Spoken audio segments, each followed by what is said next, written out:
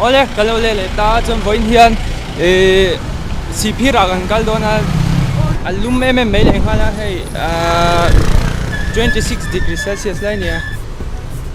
kan lu don ani tu ver bulau thu du let's go.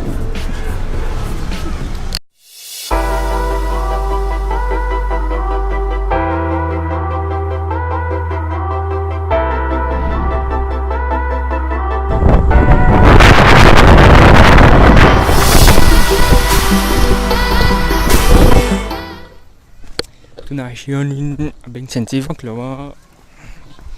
man hlan na an nei me tu tlai hemi ina hian chuan khi lai khin kan han chho tuna han kan chho zo chia chuan tuna kan chho na video kha lu enjoy yang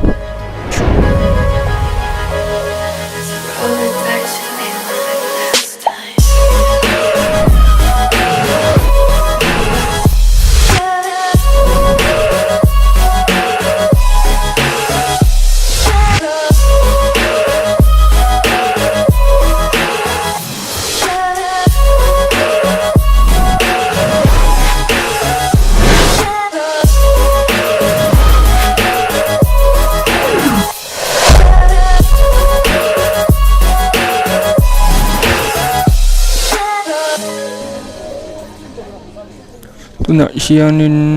cho kan do don mek ani tam khop mai cha chu tim te ba kai do na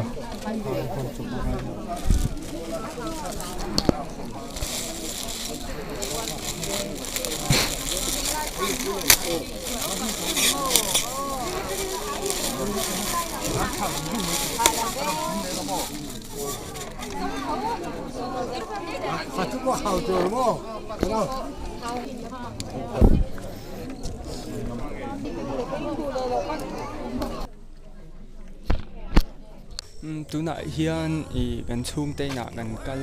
koi le zoka dur tlang kan oma I du darshan na bulvel anin ka sia ka ching lo chuan tur fang le tuka ase hei playground vel ka hmuwa kan film call vel let's go oh hey tiang ho vel hi an la alo om no la ka ti tung ka ti thei lawa chu ma se ei no pang ho no ma pui do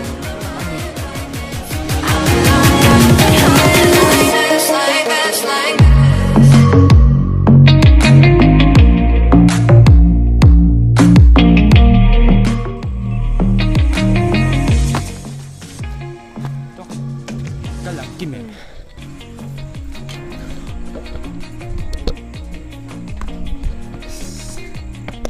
cái thầu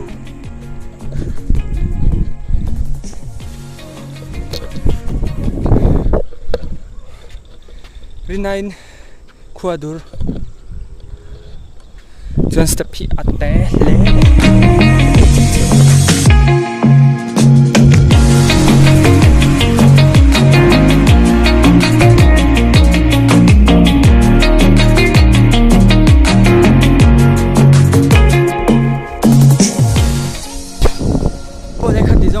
When tan chuan lo ni thi se ka channel hi na hre lo chuan Anthony Wolf kan nia chuan in lo subscribe ve ngai don nia